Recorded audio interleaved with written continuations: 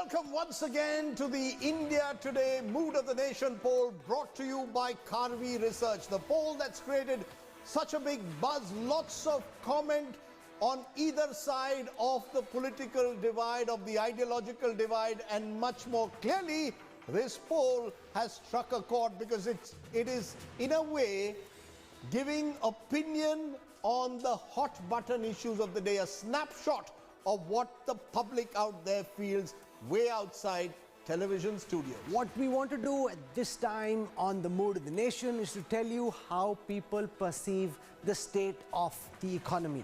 And that's what we'll focus on. Let's take it one question at a time, and I want to take first the question on the government's handling of the economy. Remember, what we've dealt with so far is people's perception of the impact of the coronavirus on the economy. These are more general questions about the state of the economy per se. 20% of the respondents think the government has done an outstanding job. This when we're in the middle of one of the most severe recessions that this country has ever dealt with, but that's in the context of how they perceive other governments may have done and how bad the situation is. So 20% feel, given the circumstances, the government has done an outstanding job.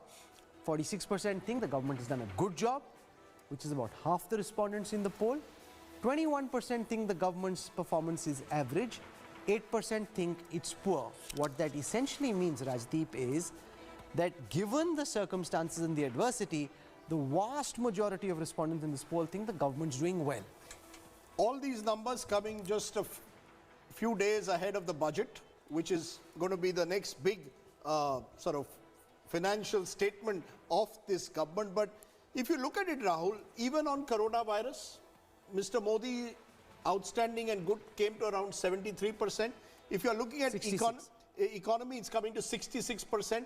So by and large, it is clear that both on the economy and on the pandemic, the government at the moment is getting a thumbs up, and they are related because many believe that the decline in the economy, the recession in the economy is at least partly, or some would say largely, related to what's happened in the last 9 months. So once you say that the government is doing a reasonable job on the pandemic, it seems to suggest that the same people also believe that the government's handling the economy well. So the government seems to have got a fairly large, sizable number of people giving it a sense of endorsement for the way it's handled COVID pandemic and its economic fallout. Even though significantly, as our survey showed, almost 8 in 10 people admitted that they've either lost income or lost jobs. So that shows that the government is insulated from the negative impacts of recession and the COVID pandemic, at least politically. Joining us on the Mood of the Nation in this section, I want to introduce first, representing the ruling Bharatiya Janata Party,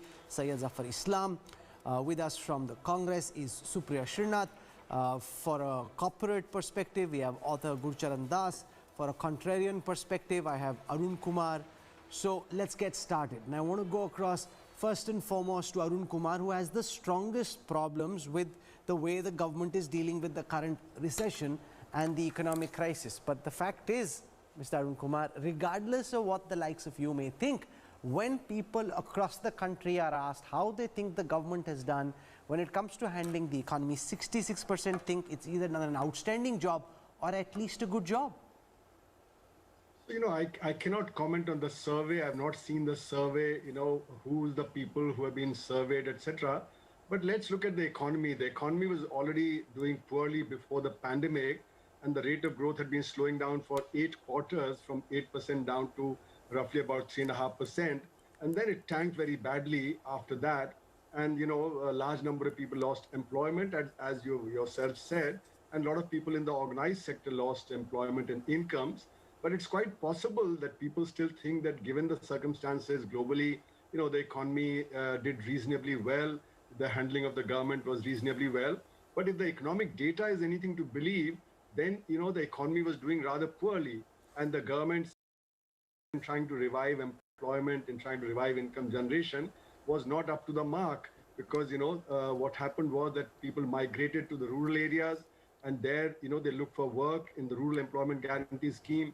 Not enough work was available. People, instead of getting 100 days of work, were getting less than 40 days of work. So, you know, there are these kind of issues that come up. That exactly is it, that you've had falling incomes, you've had people losing jobs, you've had obviously migration taking place, a real struggle. But look at what the poll says. We have to go by the numbers. So the government's handling of the economy, outstanding 20, good 46. But when I also then look at Modi government's economic performance, better than UPA say 47%, worse than UPA say 13%, same as UPA say 36%. So Supriya Srinath, because the Congress has been at the lead in attacking the government on the economy. How do you see these numbers? Is this about, again, somewhere Mr. Modi becoming this larger than life figure and people still having an element of faith in him? And or is it the Congress not being able to provide a credible alternative economic narrative? Thank you. And I will answer that question as candidly as I can. So please bear with me for a minute. There's nobody better than Professor Arun Kumar to perhaps enumerate the numbers he has. Let's not blame everything on Corona, because there were 8 exact falling quarters of GDP growth dipping even before Corona struck our shores. So let's not give the government a clean sheet pre-Corona. That was the extent of economic mismanagement, that even before Corona, our unemployment has touched a 45-year high. So let's not absolve the government of its responsibilities and its mishandling of the economic situation even before Corona.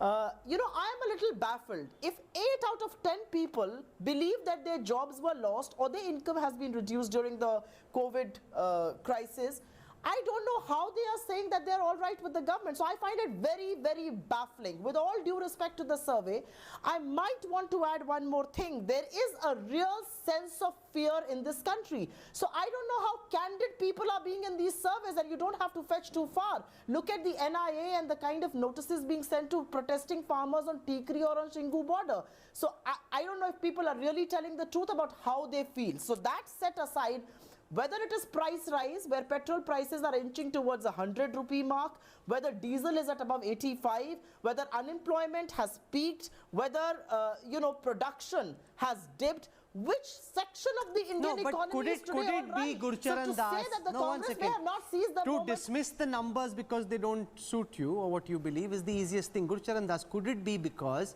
people think, in comparison with how another government may have done, it's very baffling. Yeah, absolutely.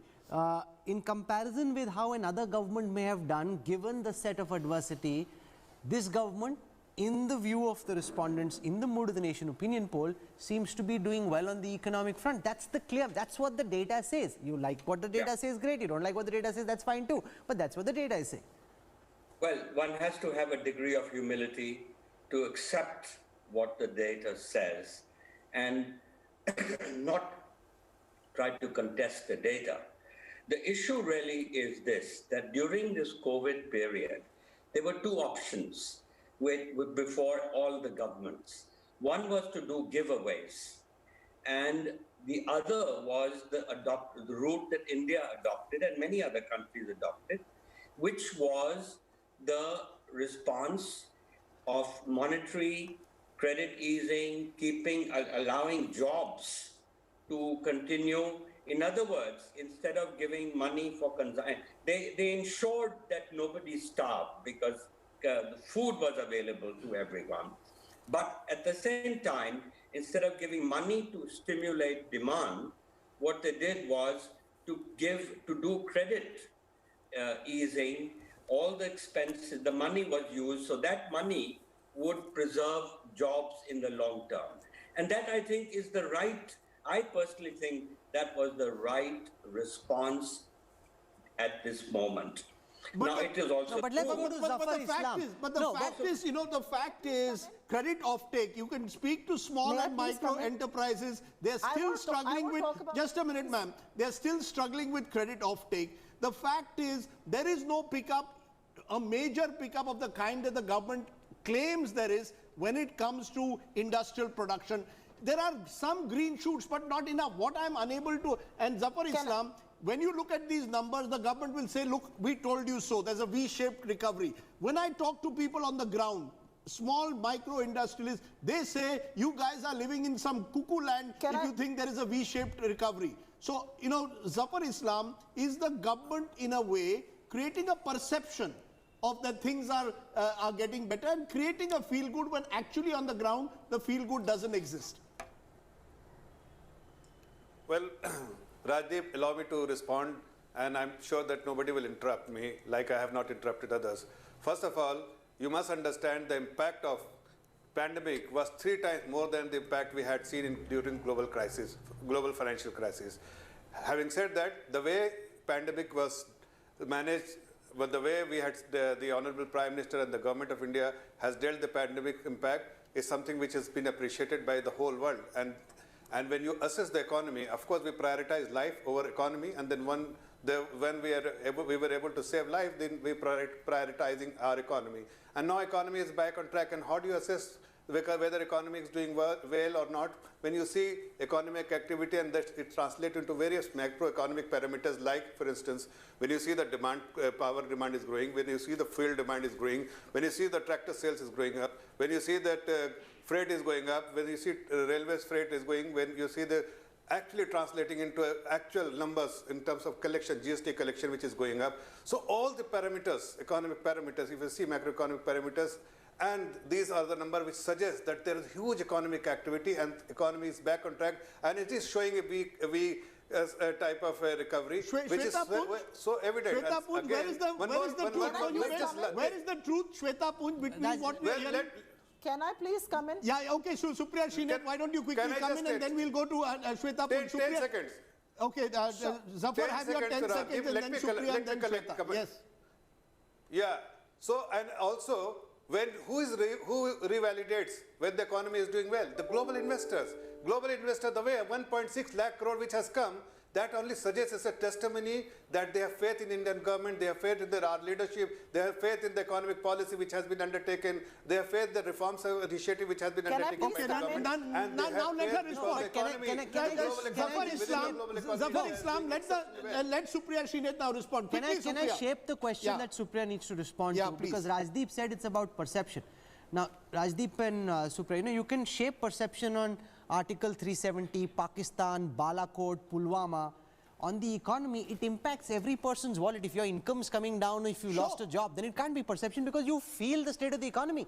Therefore, when you suggest, Supriya, that this is marketing or it's perception, I contest that because everybody, whether they like what's happening or not, they feel it. So you can't just say this is perception management when it comes to the economy because it's more than that. Supriya.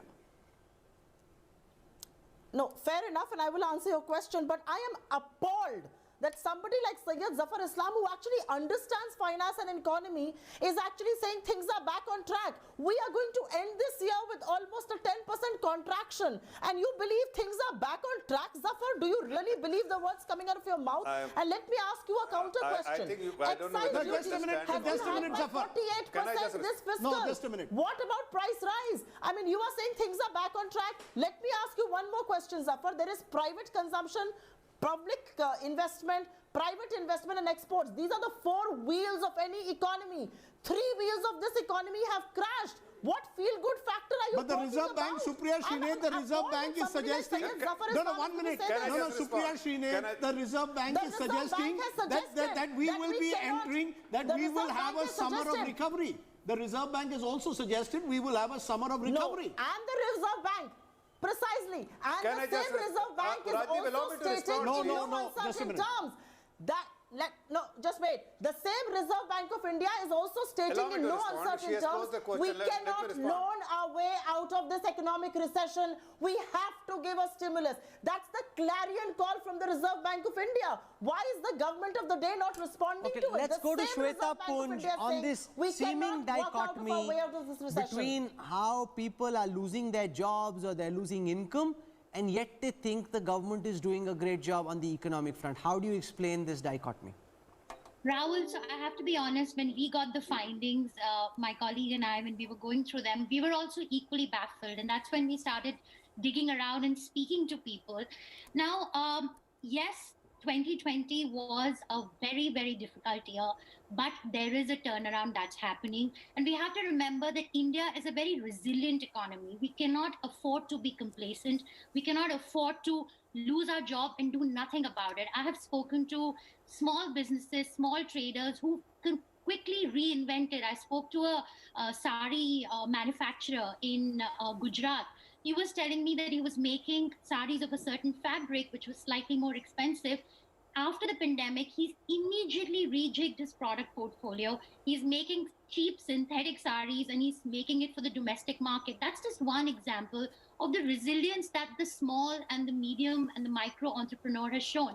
Whether it's exporters who quickly switched to making PPEs instead of garments that they were exporting. So the turnaround was very quick, and we are seeing a turnaround of sorts, because if you look at the GST collections, they are the highest that they've ever been. If you look at the FII money that's been coming in, it's touching new highs every day. You look at sectors; there are sectors that are completely been really badly hit, such as tourism. But then there are sectors like auto, like healthcare, like IT, where we are seeing where we are seeing a recovery. So no, we are nowhere close to where we were. We were anyways at a very low base point. Right. But there is a recovery happening, and the Indian economy is very resilient. So that's probably what explains. So It's not just the resilience also, it's the way I think the Modi government has now packaged this so-called recovery. When you look at Atmanirbhar Bharat, for example, 46% are saying good initiative, 18% are saying not practical, 18% are saying needs government support, 13% are suggesting only politics. So clearly again, there's a sense that if you look at Atmanirbhar Bharat, these are initiatives, these are attempts by the Modi government to talk up the economy. Many say instead of Atmanirbhar, we should be talking about Atma Vishwas Bharat. And maybe Atmanirbhar Bharat suggests a return to the old world protectionism. Do you agree with that, Gurcharan Das? That Atmanirbhar Bharat, is that the right slogan to going ahead? Or should it be Atma Vishwas Bharat, as one columnist suggested the other day, that this should be about a self-confident India, not an insular India, not a protectionist India? Yeah, no, I agree with that. I believe, this phrase Atmanirbhar can be interpreted in two ways. One is to suggest self-reliance, and the other is to suggest self-sufficiency. Well, self-reliance is good, but self-sufficiency is bad. So what I think one of the weak spots of this performance of this government is protectionism. And while PLI, the thing that's got started, I think even there you need a sunset clause for this fairly good scheme, because otherwise you will get people into the wrong frame of mind of protectionism. And if we want to become a prosperous, successful economy after COVID, we have to be an exporter. And to be an exporter, we have to join up with the international global supply chains. To do that, you have to lower your tariffs that you have raised in the last 7 years. So, in fact, the most miserable performance is that from 2013 till now, your exports have basically been stagnant. And no economy in the world really became prosperous. You want to respond quickly? Let Zafar Islam very quickly respond to that. Zafar Islam, that is another weakness when it comes to the economy, exports. This is a government at the end of the day which speaks the language of Atmanirbhar Bharat without clarifying what it really means. What does you tell me, what does Atmanirbhar Bharat mean? 18% saying not practical, 18% saying needs government support, only politics 13. Add that, it's almost 50%. 1 in 2 are not convinced about Atmanirbhar Bharat. Rajdeep, see, when we say Atmanirbhar Bharat, definitely we are conveying a message that we have to become self-reliant. We have to make a beginning somewhere, and we have made a beginning after every crisis. Just go back to the history, do a back testing, and you will realize after every crisis, you have seen something new emerging, and this is what is happening for India. After this crisis, India will become self-reliant, because all the policy measures which has been taken by the government of India actually suggest that India will eventually, it cannot happen in one day, but eventually it will become self-reliant. And especially if you, in the backdrop of, if you see what China is in a situation today, high wages in China and the cost has gone up in China, cost of production has gone up in China. That's why when the global supply chain is looking China plus one policy, India is the best destination for them, both in terms of the... So can we take some more questions and then go back, otherwise we'll miss out on all the questions. Our researchers have worked very hard in putting this data set together. I want to go through all the questions, then we can keep talking about it. What about your economic status under the current government and the Prime Minister? 49% say the economic status is improved, 12% say it's worsened, no change say 38%. Now this 49% also need to be contrasted with the 86% who said they'd either lost their job or they'd lost their income. So if you've lost your job and you've lost your income, but net, you feel that under Modi, your economic status has gone up. Who is the primary beneficiary of this government's economic policies?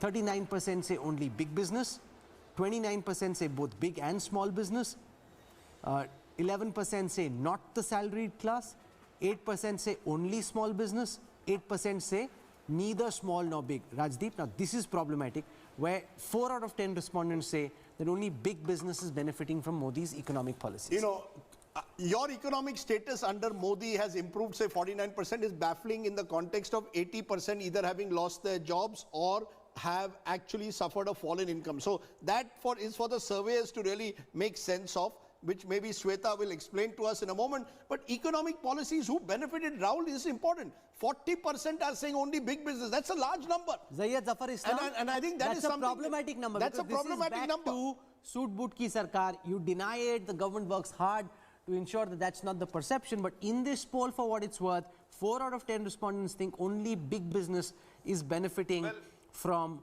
your policies. And if you add the 8, which is neither small nor big, which is kind of linked, then you're 48% thinking it's either big business or no one.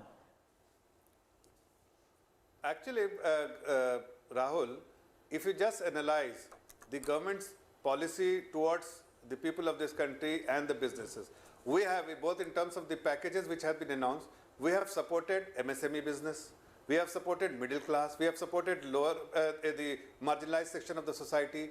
All the packages which has actually the stimulus which has been given. So why this perception then? Is primarily focused. So why this perception? Lower middle class or the marginalized section of the society. So why this perception then? Businesses. So why this perception? Because Rajdeep, let me tell you, because let me tell you the actual reason. Because let me tell you, there are some problems when it comes to India, because every single businesses have to approach the bank for the capital.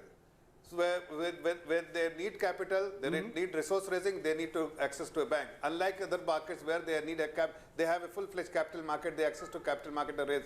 Here, the capital market was substituted by NBFC. Unfortunately, the health of NBFC, what it was prior to COVID, is no longer the same, and that's why these smaller businesses who used to access the NBFC to raise resources. Can I please come in? Yeah. Struggling a little bit. Okay, so you're linking it to the credit squeeze to some extent.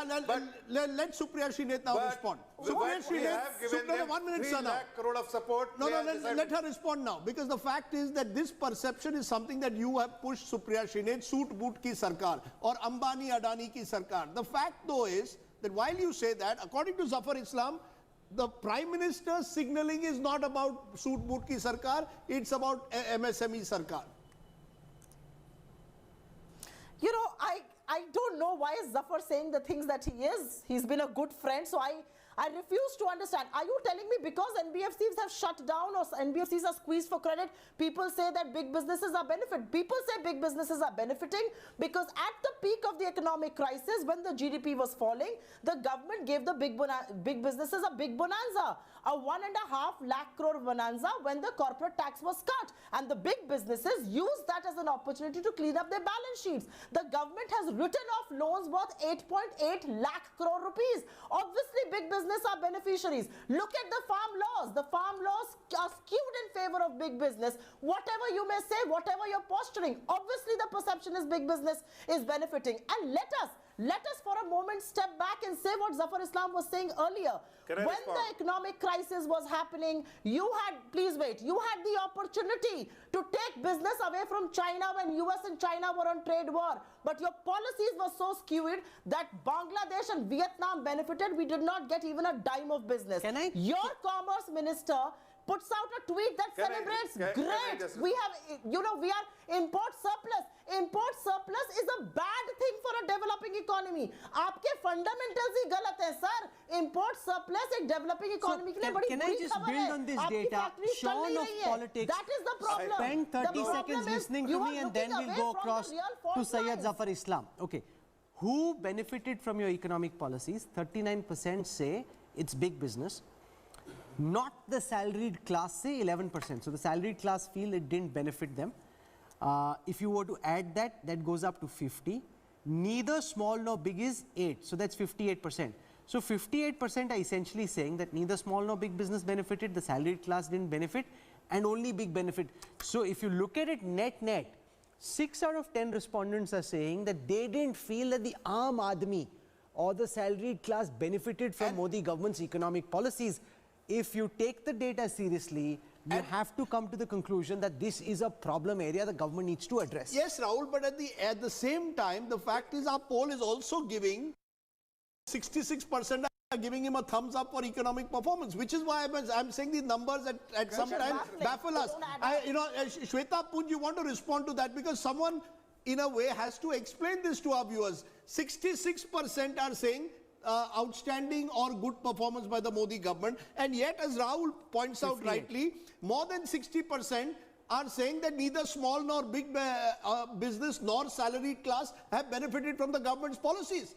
So what is this, just a perception that a feel good will be created when on the ground it clearly doesn't exist? So there are a whole host of factors, I think, at play here. One, on the big business bit, I think the corporate tax cuts, of course, has played a role in fueling that perception. And the fact that the opposition has constantly kept up its attack, that Sood Boot Ki Sarkar has hit the Modi government, and it has not been able to just shrug that tag off. Regarding the support that the survey shows, you know, the whole package that was announced, we've had a series of packages that have been announced by the government. They're specifically targeted towards the bottom of the pyramid. So whether it's food, whether it's jobs, if you look at the kind of numbers that Manrega is seeing right now, there's been a huge spike. So people at the grassroots level, the migrant labor that went back to their homes, to their villages, to their towns, they were taken care of. They were given money into their bank accounts. They had food to eat. They had rations, free rations coming in. They even got jobs. So you're saying that direct benefit cash transfers have worked. That's what's created possibly the feel-good factor, even while economic policies per se may be questioned. That's interesting. Let's see if we can get Gurcharan Das to respond to this seeming dichotomy between people's perception of who these economic policies are benefiting and what people think of the Modi government's economic performance. Gurcharan Das. And then Arun Kumar. Well, I would say that one area where this government has not succeeded is in countering the old socialist perception that business is bad. And so, I mean, this is very dangerous because ultimately people stop distinguishing between pro-market and pro-business. And therefore, you need to sell this whole thing in a poor country. And we have failed to do that ever since 1991. We've been doing reforms, but doing them stealthily. Professor Kumar, you also want to respond to that dichotomy where the government's economic performance is rated high, even as economic policies benefiting people, there's a huge question mark. Yeah. As Shweta Punj said, many of these direct cash transfers of the government are seen as the strength of the Modi government. People getting cash in hand at the bottom of the pyramid. So, you're right. These things have had an impact, but the implementation of many of these schemes have not been as good as was required. So there were complaints that a lot of people did not get rations or did not get transfers into their accounts. So there have been complaints, but I No, want there to have been complaints, Professor Kumar, Yeah, but let's be fair. The Modi two- government has used digital technology, Aadhaar, the JAM Trinity, effectively, many believe, to ensure at least that you get your cash transfers in your bank account. No, so 2 points I want to make. First is, the Atmanirbhar Bharat package was packaged very well. It tried to give everyone something. But, like the MSME, where the 3 lakh crores was supposed to be given there, less than 50% has been given. And similarly to the 10,000 rupees that was to be given to the Redi Patriwalas also, less than 35% has been given as yet. So there is a lot of problem there. And 1 in 5 people are not able to repay the loan that they have taken.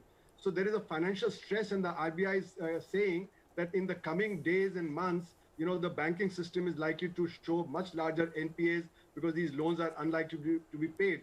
And let us also be clear, the Atmanirbhar Bharat package is a long-term and medium-term package. It doesn't have an immediate impact. If you take credit, your business will go up later. It doesn't happen immediately. So therefore, this idea that the perception is because of this. But I think I have another point to make, which is that the unorganized sector does not get counted.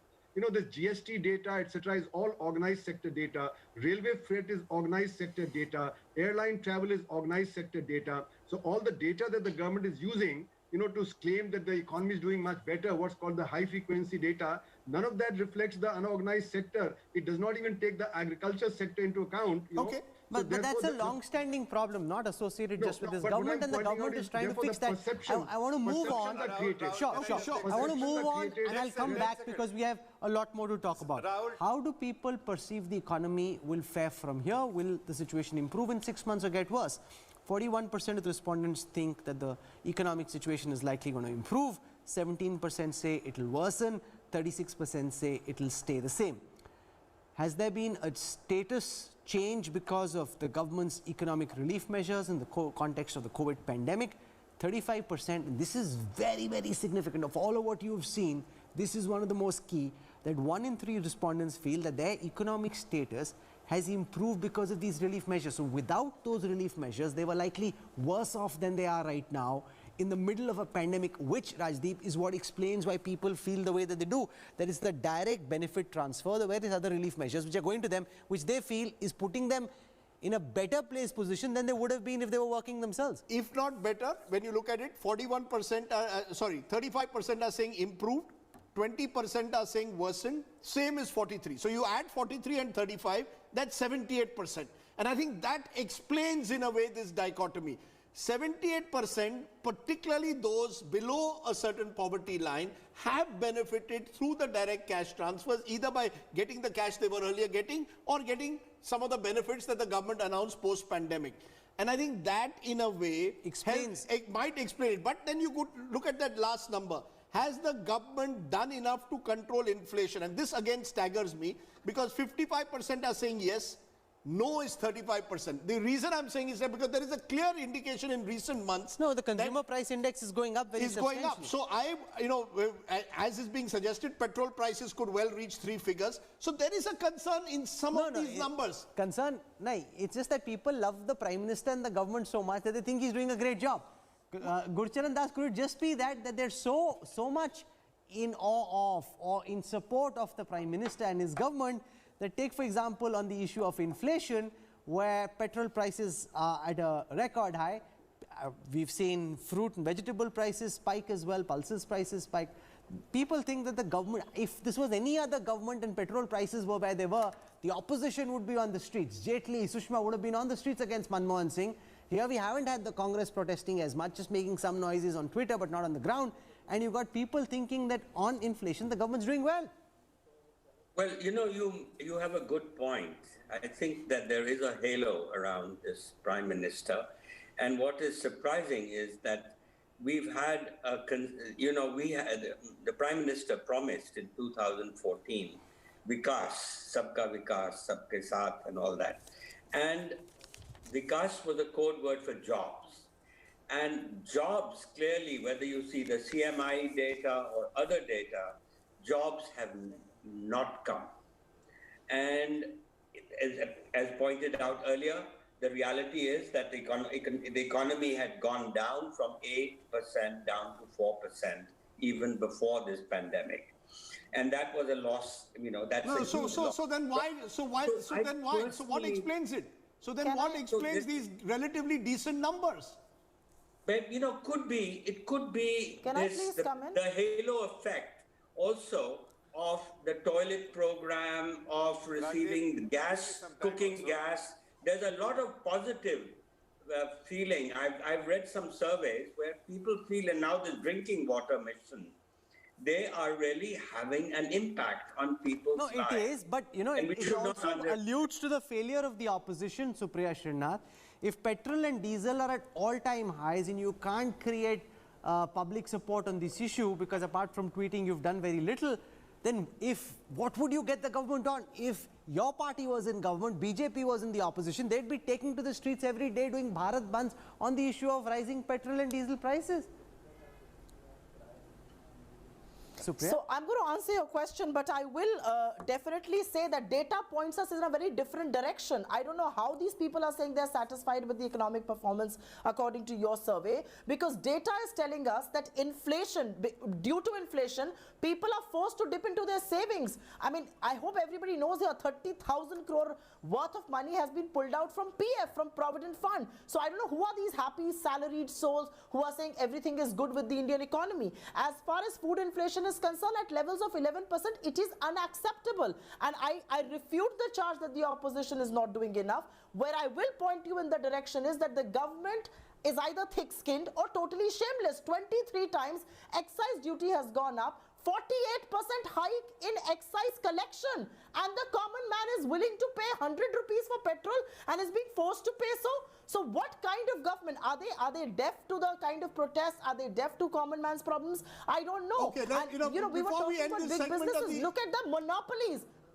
Before we end look at the monopolies this government has created, benefiting big business, whether it is telecom, whether it is retail, whether it is mining. You look at airport, look at sector after sector. They have created monopolies for 2 or 3 big businesses, and that is why suit Bhutki Sarkar. Okay, you get 45 seconds at the very end to tell us, are you thick-skinned or are you shameless? The opposition says you're either thick-skinned or shameless, particularly when it comes to allowing prices to reach where they are at the moment.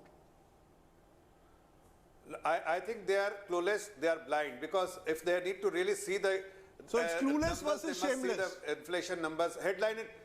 No. They must see. I'm happy being clueless but not shameless and insensitive, Zafar. No. See, you can use whatever word you want to use, because you need to introspect about you. And if you really want to discuss about the inflation, the double-digit inflation the world has, the country has seen during UPA time. And if you just take the weighted average inflation during last 7 years, Zafar it is less than 4%. And what are you talking about? CPI is going up. Why am I being made to pay 95 rupees for petrol? Please allow me to speak. One question and nothing else. Why are you asking this question on English News TV? You should be out on the streets. If that's a pertinent question, and it is, you should be out on the streets. You should be out on the streets protesting. The ruling bench is the question.